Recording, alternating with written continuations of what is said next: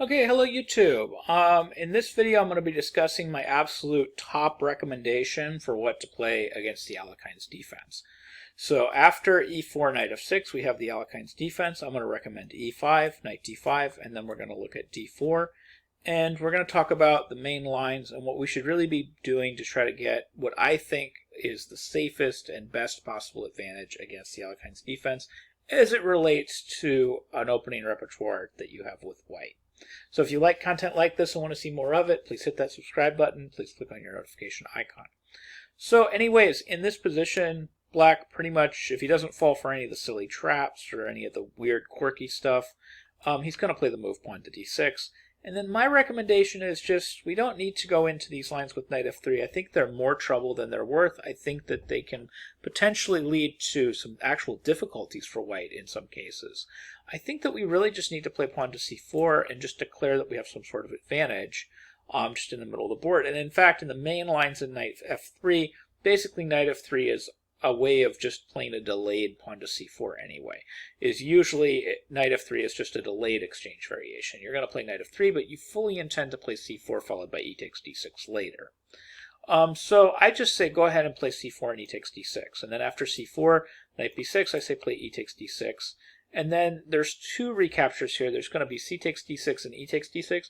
And what's interesting is we can take the exact same strategy against both of these recaptures. We can take basically the same development approach against both of these recaptures. Now, the primary recapture that I see is something like e takes d6. Now, what's interesting about this, I think from a repertoire perspective, you should never play anything other than the exchange variation as white. And the reason for that is, if they want to get this position, they absolutely can. And they don't even have to play the Alekhines defense. They can simply play e5.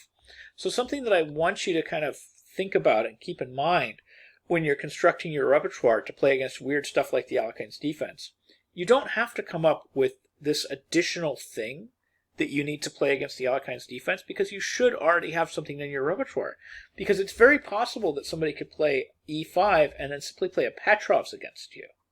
And then after knight takes e5, d6, knight f3, knight takes e5, d4, a very possible move here is just to play a very passive Petrov's and play something like pawn to c6. And then after bishop d3, simply retreat this knight to f6.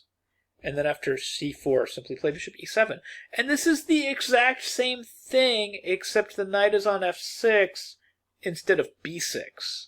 And it's actually arguable, I would argue very strongly, that the knight on b6 is actually in a much worse place than the knight on f6. With the knight on b6, after I play b3, that knight isn't going to have any forward squares that it can go to, whereas the knight on f6 is actually quite a bit more useful.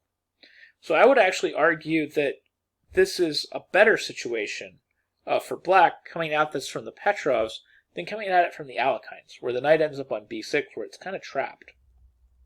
So since you have to have the position in your repertoire anyway, playing the exchange variation, even though it might seem boring and it might seem, kind of like I'm getting in these dull positions, they could have forced these dull positions if they played a Petrov's.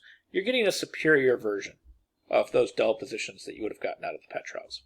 So you're getting in d4, d6, you're getting c4, this knight's ending up on this inferior b6 square, and then after e takes d6, they're going to have at least one useless piece over here. So what is the strategy for development moving forward from here? Well, the main strategy is going to be something like knight c3, and then we have a couple of different development schemes. They all revolve around eventually playing b3 to kind of completely trap this knight. You can do your development scheme with, say, h3, knight f3, bishop f4, bishop e2, and castles. That's one development scheme that seems to work pretty well. Another development scheme is the development scheme that was used in this game between Ivanchuk and Carlsen, played back in 2008. And it's also nearly identical to the development scheme that Fischer used to use against the cd6 line. So you can use this kind of universally. But basically the idea is after bishop e7, he's going to play bishop d3, and then he's going to develop his knight and his bishop like this. The advantage behind this development scheme, and it's an advantage in both cases, like whether they take with the e-pawn or whether they take with the c-pawn, the advantage is that you're preparing to meet bishop g4 with pawn to f3. And this is actually very useful and very important. So after castles, you're going to play b3. This is another really critical idea. And then your final safety move is going to be to bring this rook to c1 and get it off the same diagonal as this bishop. And again, this is very similar in the cd6 lines as well. So rook e8, castles kingside, bishop to g4. And the main idea here is pawn to f3, but of course we can't do that here because there's an open e-file, but white does have the move queen d2, simply breaking the pin. And then apparently everything was fine. I mean, this is Ivanchuk playing against Magnus Carlsen, and Magnus Carlsen is no slouch. And Carlsen couldn't figure out anything to do with black. So it went d5, c5, bishop takes e2, bishop takes e2, knight c8, rook e1. And then Ivanchuk just proceeds to improve his position very slowly, and Carlsen can't figure out anything to do, so he eventually just decides to break out with knight f5. But of course, this is a really terrible pawn structure, and he doesn't have a good way to fix it. And Ivanchuk just nails all his pieces down, improves his position slowly, creates a great position for all of his pieces, and then after a few more moves, he's able to do something really cool. He's able to take on a7, which creates a threat that I guess Magnus didn't see or didn't meet properly. He played rook e8. Now pause the video and see if you can find the move here for Ivanchuk that wins the game. White to move and win. And if you found it, very good. The move is to sacrifice the queen, queen e8, because there's actually no stopping this passed pawn. We can simply play c captures b6, and Ivanchuk is completely winning. There's no way to prevent the pawn from going to b7 and b8. So they played a few more moves. They played f4, b7, fg3, king g2, and then black went ahead and resigned in Moscow in 2008. So you can use this development scheme, and you can use it against either approach. You can also use it against c takes d6. And we have another interesting game here. Against c takes d6, we have knight c3, pawn to g6, pawn to b3. So similar development scheme, bishop g7, bishop e3, castles, rook c1. Now this is typically kind of the ideal way of doing this move order when you're playing against the cd6 move order, is to get in this bishop e3, b3, rook c1 before you do anything else. This is usually the move order that should be employed at the top levels. So here, let's say they try e5. One idea is you can actually go ahead and take this. You can play d takes e5. You can also push. I think pushing is reasonable as well. But you can take it in this case. You can play d takes d5, d takes e5. You can exchange queens, and then you can play c5. You have an advantage in the middle of the board. And you have an advantage of queenside pawn majority here. You have 3 on 2 over here. So c5, knight d7, knight f7, knight f3, bishop c4, knight g5. And we're following a very interesting game here, another Ivanchuk game. We're following Ivanchuk versus Sam Palatnik that was played in the Ukraine back in 2006.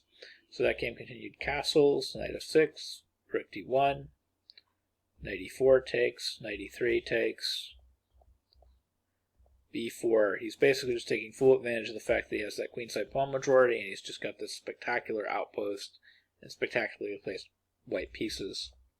He just continues to improve his position, eventually doubling black's pawns. He still has the passed pawn, and that passed pawn is just going to tell the tale at this point. So he's able to take a few more pawns, and yeah, it's over. He can even just take this pawn. He can exchange rooks, and then he can push his outside passed pawns, and the game is just going to be simply over. So Palatnik decided that he'd had enough, and he was kind of done with the game at this point. So anyways, that's how really we should be playing the Alekhines defense with the white pieces at the top levels, in my opinion. And of course, other players have shared this opinion. Bobby Fischer, he used to just habitually play the exchange variation, and I think it was for the same reason. If you've already got a Petrovs in your repertoire with white, which you kind of have to, these positions should already be in your repertoire. They should already be middle games that you're familiar with and that you're going to need to play one way or another. So anyways, I hope you found this video helpful. I hope you learned something new about chess, and I hope you can incorporate some of these ideas into your own games. Thank you very much for watching.